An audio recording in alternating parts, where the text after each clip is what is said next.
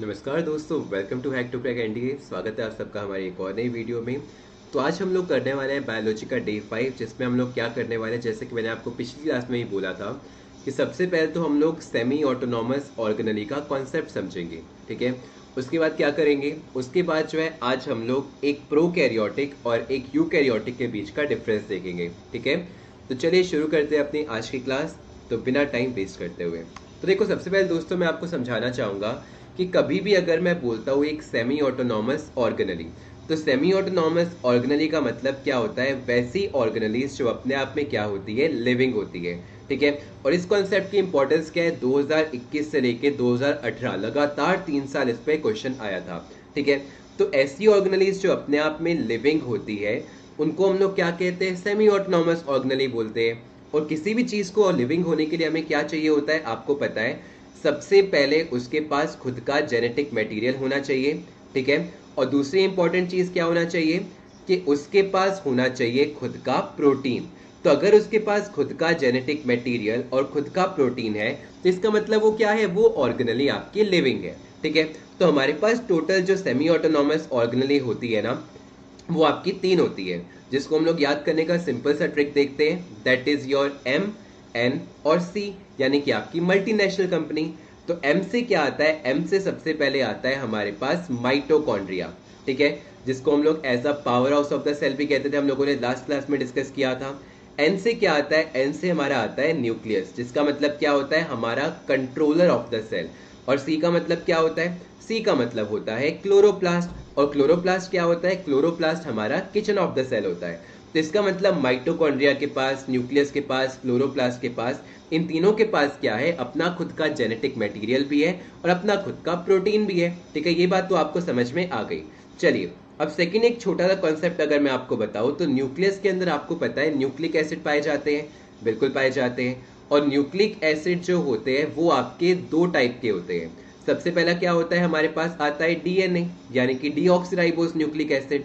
तो डीएनए जो होता है वो आप सबको पता है कि हमारी बॉडी में किसके साथ लिंक होता है, कि डीएनए होता है जेनेटिक मटेरियल के साथ लिंक होता है कि नहीं, बिल्कुल होता है। और वहीं आपको पता है कि सेकंड आता है आरएनए, जिसको हम क्या कहते हैं, राइबोन्यूक्लिक एसिड। और राइबोन्यूक्लिक एसिड आरएनए किससे लिंक होता है, ये लिंक होता है प्रोटीन के बनाने से। तो क्या मैं आपको बोल सकता हूं कि जितनी भी हमारे पास सेमी ऑटोनॉमस ऑर्गेनली है जो अपने आप में लिविंग है, इनके पास क्योंकि जेनेटिक मटेरियल पाया जाता है, मतलब खुद का डीएनए होगा, बिल्कुल होगा। और क्योंकि इनके पास खुद का प्रोटीन पाया जाता है तो खुद का क्या होगा, आरएनए भी होगा।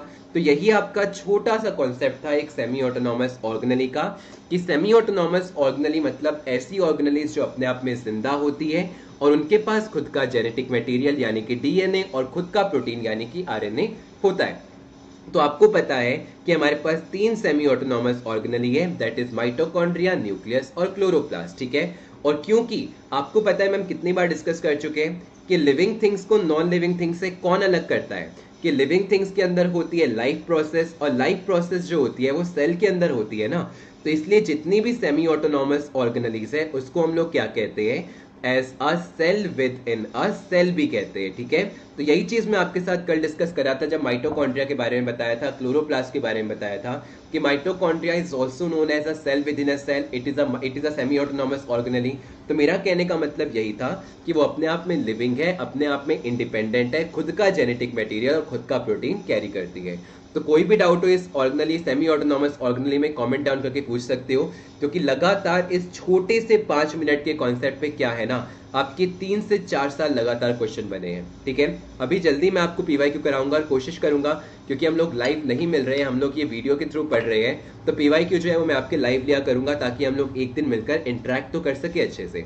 ठीक है, तो चलिए शुरू करते हैं अपना अगला टॉपिक, जिसमें हमें क्या पढ़ना है, हमें पढ़ना है प्रोकैरियोटिक और एक यूकैरियोटिक के अंदर डिफरेंस। ठीक है, तो सबसे पहले आपको पता है कि प्रोकैरियोटिक के अंदर जो काइंड ऑफ सेल होता है, सेल किस टाइप का होता है, हमेशा सिंगल सेल ऑर्गेनिज्म होते हैं। याद करने का कैसे तरीका बताया था कि आपको पता है, जैसे आप लोग पबजी वगैरह खेलते हो, उसमें जितने भी प्रो प्लेयर आते हैं वो क्या करते हैं, सोलो वर्सेस स्क्वाड खेलते हैं, 1v4 खेलते हैं। इसका मतलब वो अकेले चलना प्रेफर करते हैं। तो जितने भी प्रोकैरियोटिक सेल्स होते हैं हमेशा उसमें क्या पाया जाता है, एक सेल पाया जाता है। और जितने भी यूकैरियोटिक सेल होते हैं उसमें आपको पता है क्या होता है, मल्टी सेलुलर ऑर्गेनिज्म होते हैं। और मल्टी सेलुलर मतलब जिनके पास एक से ज्यादा सेल पाए जाते हैं। अब देखो, अगर हम बात करते हैं प्रोकैरियोटिक्स की, तो क्या प्रोकैरियोटिक में सेल वॉल पाई जाती है? बिल्कुल पाई जाती है। जैसे आपको पता है जो प्रोकैरियोटिक, फॉर एग्जांपल अगर मैंने बोला बैक्टीरिया, तो बैक्टीरिया में जो सेल वॉल पाई जाती है वो किस चीज की बनी होती है? पेप्टिडोग्लाइकन की बनी होती है। लेकिन अगर आपसे इन जनरली क्वेश्चन पूछा जाए कि भाई क्या यूकैरियोटिक्स में सेल वॉल पाई जाती है, तो आप लोग क्या बोलोगे? यूकैरियोटिक्स में सेल वॉल नहीं पाई जाती। क्यों नहीं पाई जाती? क्योंकि यूकैरियोटिक्स को फर्दर हम लोग दो पार्ट में डिवाइड करते हैं। एक करते हैं प्लांट सेल में, तो प्लांट सेल में तो सेल वॉल पाई जाती है, लेकिन क्या आपके एनिमल सेल्स के अंदर सेल वॉल पाई जाती है? एनिमल सेल्स के अंदर सेल वॉल नहीं पाई जाती। तो हम लोग कैसे कह सकते हैं कि हर एक यूकैरियोटिक में सेल वॉल पाई जाती है? तो हमेशा याद रखना कि यूजुअली जो होती है सेल वॉल एब्सेंट होती है। जो प्रेजेंट होती है वो किस में होती है? वो प्लांट सेल में होती है। और प्लांट सेल के अंदर जो सेल वॉल बनी होती है वो बनी होती है सेल्यूलोज की, ठीक है। और एक आती है आपकी फंगस के अंदर, और फंगस के अंदर जो सेल वॉल बनी होती है वो किस चीज की बनी होती है? चिटिन की बनी होती है। 2017 का आपका पीवाईक्यू है, तो थोड़ा सा ध्यान रखना कि मैं क्वेश्चंस को क्या बोल रहा हूँ। तीसरा जो इंपॉर्टेंट चीज आती है इसको हम बोलते हैं प्रेजेंस ऑफ न्यूक्लियस। तो आपको पता है यूकैरियोटिक के अंदर क्या होता है? एक बहुत ही वेल डिफाइंड न्यूक्लियस प्रेजेंट होता है, जो कि एक न्यूक्लियर मेम्ब्रेन के अंदर इनक्लोज्ड होता है। लेकिन क्या जो आपका न्यूक्लियस प्रोकैरियोटिक में होता है? आपको पता है कि एक वेल डिफाइंड न्यूक्लियस प्रेजेंट नहीं होता। यहां पर एक मेम्ब्रेनलेस न्यूक्लियस होता है, जिसको हम लोग क्या कहते हैं? न्यूक्लियोइड। तो चलो मैं इसको एक बार फिर से आपको एक्सप्लेन कर देता हूं कि मैं क्या कहना चाह रहा हूं। आपको पता है कि न्यूक्लियस के अंदर क्या पाया जाता है? बहुत सारा जेनेटिक मटेरियल पाया जाता है कि नहीं? तो आप लोग देखो, मैंने क्या किया है, इस जेनेटिक मटेरियल को अच्छे से स्कैटर्ड कर दिया, ठीक है, कर दिया अच्छे से स्कैटर्ड।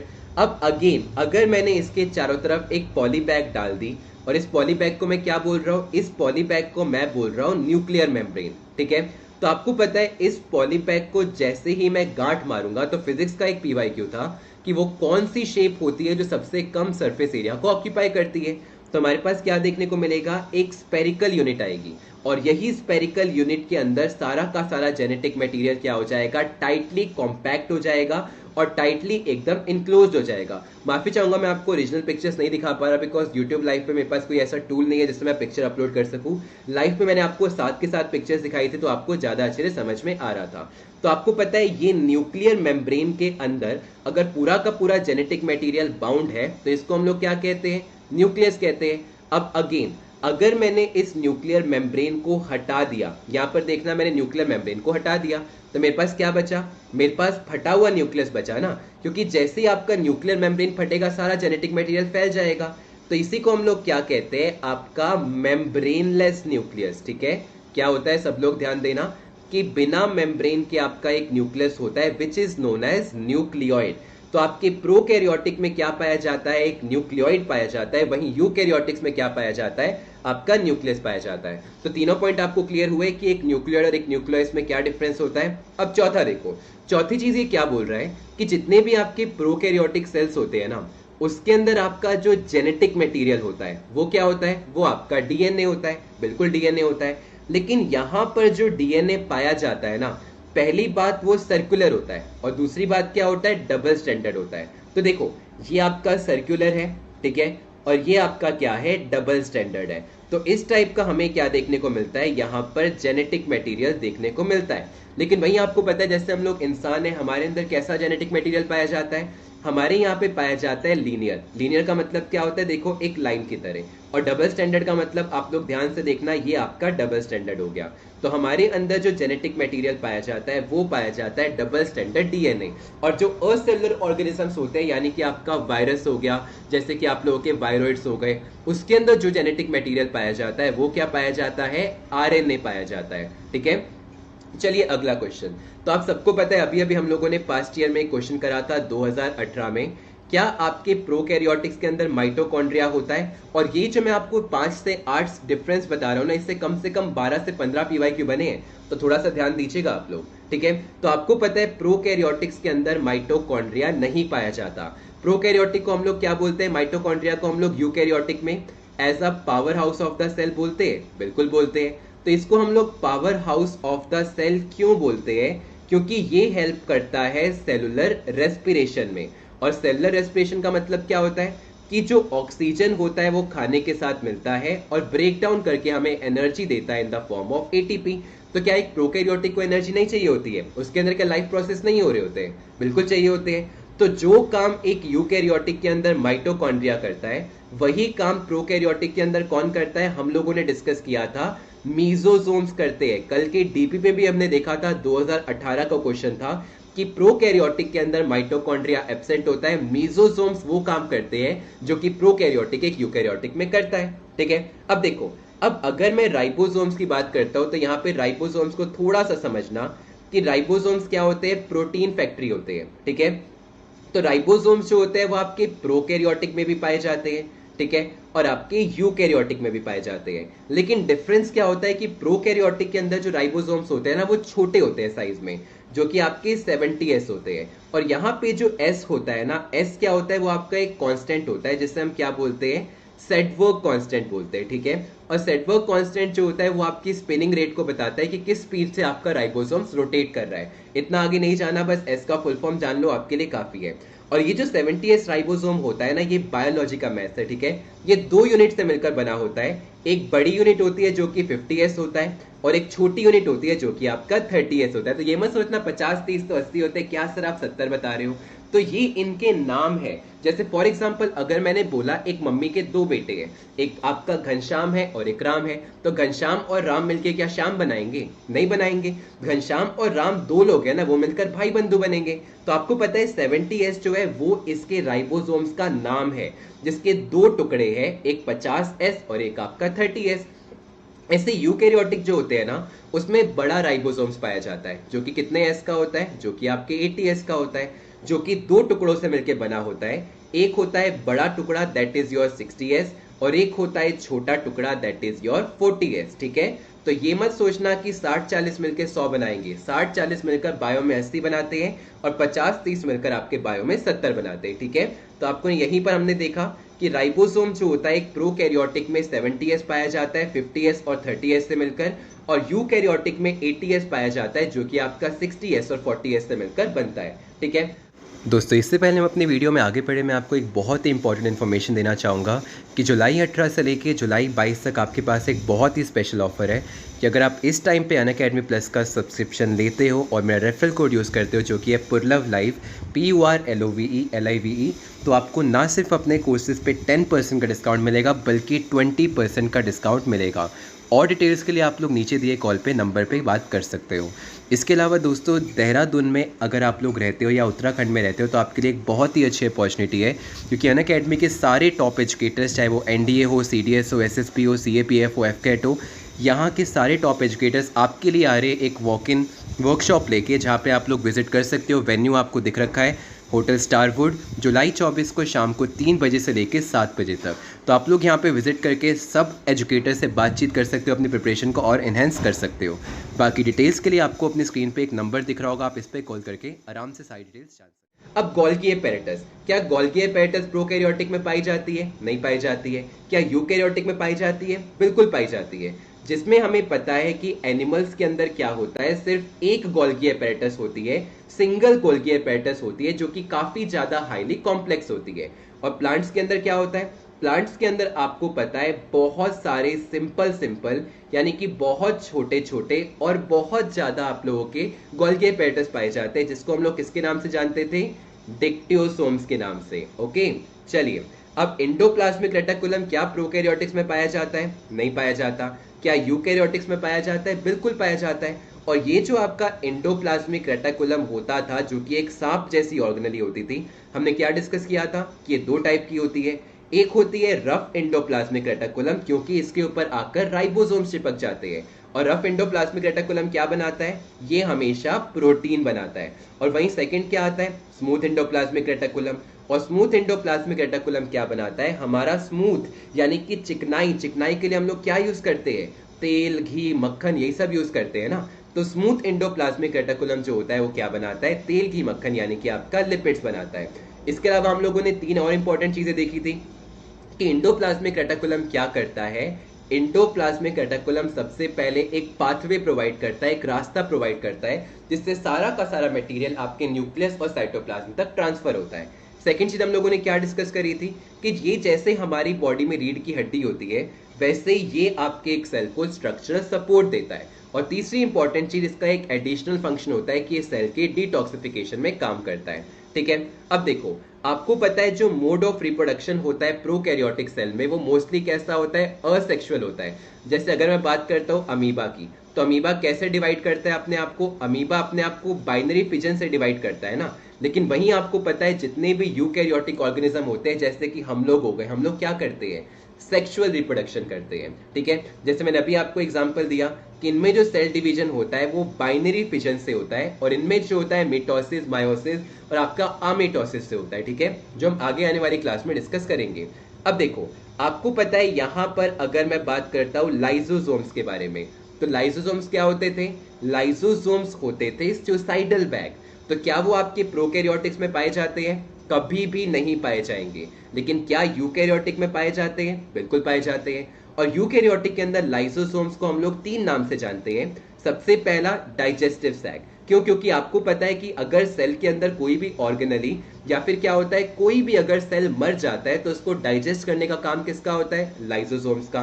सेकंड क्या बोलते थे, एटम बॉम्ब, क्योंकि कभी भी अगर हमारी बॉडी के अंदर कोई भी सेल डैमेज होता है तो ये अपने आप को बर्स्ट करता है और बर्स्ट करने के बाद इसके अंदर से क्या निकलता है, पानी जैसे एंजाइम्स निकलते हैं जो सेल को हील करने के काम आते हैं। और तीसरा क्या बोलते थे, सुसाइडल बैग, क्योंकि एक जब हमारा सेल डैमेज होता है तो ये अपने आप को मार देता है और मारने के बाद क्या करता है, अपने जान दे के सेल की जान को बचाता है। अब देखो when it comes to the chloroplast, तो क्लोरोप्लास्ट के बारे में हमने क्या पढ़ा था कि क्लोरोप्लास्ट होता है किचन ऑफ द सेल, होता है कि नहीं, बिल्कुल होता है, जिसकी मदद से जो प्लांट सेल्स होते हैं वो अपना खाना बनाते हैं। तो क्या क्लोरोप्लास्ट आपके प्रोकैरियोटिक्स में प्रेजेंट होता है, नहीं होता। क्या यूकैरियोटिक्स में होता है, नहीं होता। यूकैरियोटिक के सिर्फ और सिर्फ प्लांट्स और आपके एल्गी में प्रेजेंट होता है, जिसमें ये किस में हेल्प करते हैं, फोटोसिंथेसिस में। यानी कि कार्बन डाइऑक्साइड आपका वाटर वेपर के साथ मिलता है और इसमें जब सनलाइट डाली जाती है तो हमें क्या मिलता है, ग्लूकोज मिल जाता है, C6H12O6 मिल जाता है और साथ में ऑक्सीजन गैस क्या हो जाती है, लिबरेट हो जाती है। अब देखो एक बात देखना, अगर मैंने बोला ऑर्गेनलीज, इसके अंदर जितनी भी ऑर्गेनलीज होती है वो मेम्ब्रेन बाउंड नहीं होती है और जितनी भी आपकी यूकैरियोटिक के अंदर ऑर्गेनलीज होती है वो मेम्ब्रेन बाउंड होती है, जिसका मैंने आपको बेस्ट एग्जांपल दिया था। आप खुद देख सकते हो एक यूकैरियोटिक के अंदर क्या पाया जाता है, न्यूक्लियस पाया जाता है, जिसके चारों तरफ क्या होता है, एक मेम्ब्रेन होता है ना, न्यूक्लियर मेम्ब्रेन होता है। लेकिन क्या प्रोकैरियोटिक के चारों तरफ हमें कोई मेम्ब्रेन देखने को मिल रहा है, यहाँ पर मेम्ब्रेन लेस ऑर्गेनली होती है। तो एक क्वेश्चन मैं आपको यहाँ पे देने वाला हूँ, ठीक है, इसका आंसर आप लोग मुझे कमेंट सेक्शन में दोगे। मैं 4 ऑर्गेनलीज लिख रहा हूँ। सबसे पहले मैंने लिखा राइबोसोम्स ATS, ठीक है, यहाँ पर क्या लिखा, राइबोसोम्स ATS। सेकंड मैंने क्या लिखा, हमने लिखा एंडोप्लाज्मिक रेटिकुलम। थर्ड हम लोगों ने क्या लिखा, फ्लैगलम, ठीक है, और इसके बाद हम लोगों ने क्या किया, फोर्थ लिखा that is your Golgi bodies. तो इसका आंसर आप लोग मुझे दोगे कि वो कौन सी ऑर्गेनली होगी जो कि आपकी मेम्ब्रेन बाउंड नहीं होगी। तो ऑब्वियस सी बात है इसका आंसर क्या होगा, इसका आंसर आपका फ्लैगलम होगा ना, क्योंकि ATS राइबोसोम किस में पाया जाता है, यूकैरियोटिक में पाया जाता है, एंडोप्लाज्मिक रेटिकुलम यूकैरियोटिक में, गोल्गी बॉडीज यूकैरियोटिक में। लेकिन फ्लैगलम जो होता है वो प्रोकैरियोटिक में पाया जाता है और प्रोकैरियोटिक में बेसिकली क्या हेल्प करता है, मूवमेंट में हेल्प करता है ना एक बैक्टीरियल सेल के। तो इसलिए इसमें आपकी ऑर्गेनली किसी भी मेम्ब्रेन के द्वारा बाउंड नहीं होगी, ठीक है। अब देखो सबसे पहले अगर हम यहाँ पर थोड़ा सा डिस्कस करते हैं तो आपको पता है कि हमारे जितने भी प्रोकैरियोटिक सेल्स होते हैं उसके अंदर एक ही क्रोमोसोम पाया जाता है, उसके अंदर एक ही सेल होता है और एक ही क्रोमोसोम होता है, वो भी क्रोमोसोम ट्रू नहीं होता, फॉल्स होता है, मतलब लगभग आपका मतलब फेक होता है। और इसी फेक क्रोमोसोम को हम लोग क्या कहते हैं, प्लाज्मिड कहते हैं। लेकिन वहीं एक यूकैरियोटिक, फॉर एग्जांपल अगर मैंने बोला इंसान, तो इंसानों के अंदर कितने क्रोमोसोम्स पाए जाते हैं, आपको पता है 23 पेयर्स पाए जाते हैं ना। तो हमेशा एक से ज्यादा क्रोमोसोम पाए जाएंगे, जैसे कि इंसानों में 46 क्रोमोसोम पाए जाते हैं, ठीक है। तो सबको क्लियर हो गया। तो अब हम लोग बात कर लेते हैं एग्जांपल्स के बारे में। तो प्रोकैरियोटिक के एग्जांपल्स क्या होते हैं, जैसे कि आपका अमीबा हो गया, इसके अलावा क्या हो गया, अमीबा के अलावा हम लोग बात कर लेते हैं बैक्टीरिया हो गया। और वहीं जो हमारे यूकैरियोटिक सेल्स होते हैं उसके एग्जांपल्स क्या होते हैं, एनिमल सेल्स और प्लांट सेल्स। एनिमल सेल का एग्जांपल मैं हूं, इंसान है, और प्लांट सेल का एग्जांपल आप लोग कैक्टस ले लो, आम का पेड़ ले लो, जामुन का पेड़ ले लो, प्याज ले लो, गोभी ले लो, आलू ले लो, है ना। तो ये सारी चीजें क्या होती है, आपकी क्रोमोसोम्स होती है। तो आशा करता हूं आपको ये पूरी की पूरे डिफरेंस समझ में आया होगा कि एक प्रोकैरियोटिक के अंदर और एक यूकैरियोटिक के अंदर क्या डिफरेंस होता है। और इन्हीं एग्जांपल से आपके कम से कम 10 से 12 पीवाईक्यू बनेंगे, आपको 2 क्लास बाद पता चल जाएगा। तो चलिए अब सबसे पहले हम लोग डे 4 की डीपीपी कर लेते हैं। तो ये क्वेश्चन क्या बोल रहा है जरा देखो, one of the additional function of the smooth endoplasmic reticulum is. देखो इस क्वेश्चन का आंसर मुझे पता है, दिशा में अरिहंत में आपका डी दे रखा है, लेकिन डी नहीं होगा इसका आंसर। इसमें क्या लिखा है, स्मूथ एंडोप्लाज्मिक रेटिकुलम ना। और हमें पता है कि हमारे पास जो एंडोप्लाज्मिक रेटिकुलम होता है वो 2 टाइप का होता है, यहां पर जरा फोकस करना, ठीक है। तो अभी मैं क्या दिखाने वाला हूं आपको, जस्ट 1 सेकंड रुकिएगा, मैं इंक की कलर चेंज कर दूं। तो सबसे पहले आपको पता है हमारा जो एंडोप्लाज्मिक रेटिकुलम होता है वो 2 टाइप का होता है। एक होता है रफ एंडोप्लाज्मिक रेटिकुलम, और रफ एंडोप्लाज्मिक रेटिकुलम क्या बनाने में हेल्प करता है, प्रोटीन बनाने में हेल्प करता है ना। और दूसरा हमारे पास क्या आता है, स्मूथ एंडोप्लाज्मिक रेटिकुलम। और जो स्मूथ एंडोप्लाज्मिक रेटिकुलम होता है वो क्या बनाता है, लिपिड्स बनाता है ना। तो आपको पता है कि स्मूथ एंडोप्लाज्मिक रेटिकुलम का काम क्या होगा, लिपिड सिंथेसिस। अब कुछ लोग बोलेंगे सर एडिशनल लिखा है। भैया एडिशनल लिखा है, लेकिन मैंने क्या बताया था, additional function of endoplasmic reticulum is detoxification. Additional function of smooth endoplasmic reticulum is not detoxification. Smooth endoplasmic reticulum का काम लिपिड से ही होता है। यहाँ पर एडिशनल देके ना आपको बस इस ऑप्शन में कंफ्यूज किया जा रहा है, ठीक है। अगला question, movement of material to different part of the cytoplasm and nucleus is generally carried out by. बहुत इजी क्वेश्चन है, मैंने क्या बताया था, अगर आप लोग ध्यान से दोबारा से एंडोप्लाज्मिक रेटिकुलम को समझो तो एंडोप्लाज्मिक रेटिकुलम आपको कैसा दिखाई देता है, क्या ये एक रास्ते की तरह दिखाई नहीं देता। तो आपको पता है ये एक पाथवे प्रोवाइड करता है जिससे सारा का सारा मटेरियल न्यूक्लियस और साइटोप्लाज्म में ट्रांसफर होता है। सेकंड काम क्या बताया था मैंने अभी अभी आपको, कि ये एक रीढ़ की हड्डी की तरह दिख रहा है। तो जिस तरीके से हमारी बॉडी के अंदर रीढ़ की हड्डी स्ट्रक्चरल सपोर्ट देती है, तो वैसे ही एक सेल को क्या देता है, स्ट्रक्चरल सपोर्ट देता है। और अभी पिछले क्वेश्चन में हम लोगों ने डिस्कस किया, मैंने बोला था ना एंडोप्लाज्मिक रेटिकुलम से बहुत क्वेश्चन बने हुए हैं। तो आपको पता है थर्ड इंपॉर्टेंट चीज कि इसका एक एडिशनल काम होता है, स्मूथ एंडोप्लाज्मिक का नहीं, एंडोप्लाज्मिक का, कि एडिशनल काम होता है कि ये सेल के डिटॉक्सिफिकेशन में भी हेल्प करता है। ओके, तो चलिए फटाफट से हम लोग थोड़ा सा और आगे जाते हैं। तो ये क्वेश्चन क्या बोल रहा है, in mitochondria ATP synthesising chemical reaction take place in. क्या बताया था आप लोगों को कि जितने भी माइटोकॉन्ड्रिया होते हैं उसमें आपकी 2 मेम्ब्रेन होती है, एक होती है आउटर मेम्ब्रेन, और आउटर मेम्ब्रेन में क्या पाया जाता है, छोटे छोटे पोर्स पाए जाते हैं, छोटे छोटे गड्ढे पाए जाते हैं, जिससे माइटोकॉन्ड्रिया के अंदर और बाहर क्या होता है, प्रोटीन जाता है। और जो इनर मेम्ब्रेन होती है ना, ये अंदर वाली, इसी पे क्या होता है, एटीपी सिंथेसाइजिंग केमिकल रिएक्शन, यानी कि ऑक्सीजन मिलता है खाने के साथ और ब्रेक डाउन करके आपको एटीपी देता है, ये रिएक्शन आप लोगों का होता है, ठीक है। अगला question, which one of the following organelles of the mammalian cell is rich in hydrolytic enzyme? NDA1 2019 का क्वेश्चन है। तो आपको पता है इसका आंसर क्या होगा, लाइसोसोम्स होगा। क्यों होगा, क्योंकि जब भी हमारा एक सेल जो होता है वो कहीं से डैमेज होता है तो ये लाइसोसोम्स अपने आप को क्या करते हैं, बर्स्ट करते हैं। तो जब ये अपने आप को फोड़ते हैं तो इनके अंदर से क्या निकलता है, पानी जैसे हाइड्रोलाइटिक एंजाइम्स निकलते हैं ना, जो कि क्या करते हैं, सेल को हील करने के काम आते हैं, ठीक है। तो थैंक्स बोलना चाहूंगा मैं माही सिंह जी को, इन्होंने जो है कुल मिला के मेरे को ब्राउन हेड डेडिकेट करी, ठीक है। इसके अलावा आज का आपका क्वेश्चन है जो कि 2019 का आपका पीवाईक्यू है। तो क्वेश्चन ऑफ द डे है कि mitochondria are able to produce their own. तो इस क्वेश्चन का आंसर आप लोग मुझे नीचे कमेंट सेक्शन में दोगे ताकि मैं देख सकूं आप लोग कितना सीख रहे हो। तो आज के लिए डे 4 के लिए बस इतना ही। आशा करता हूं आपको चीजें समझ में आई होंगी। आज की क्लास में हम लोगों ने समझा कि किस तरीके से प्रोकैरियोटिक सेल एक यूकैरियोटिक सेल से अलग होते हैं, और हमने थोड़ा सा क्या समझा, सेमी ऑटोनॉमस ऑर्गेनेल का कॉन्सेप्ट समझा। कल की क्लास में हम लोग वायरस को स्टडी करेंगे डे 6 में। तब तक के लिए जय हिंद, जय भारत। वीडियो पसंद आए तो वीडियो को लाइक कर देना, चैनल को सब्सक्राइब कर लेना, और मिलते हैं तब तक अपनी अगली वीडियो में। जय हिंद, जय भारत।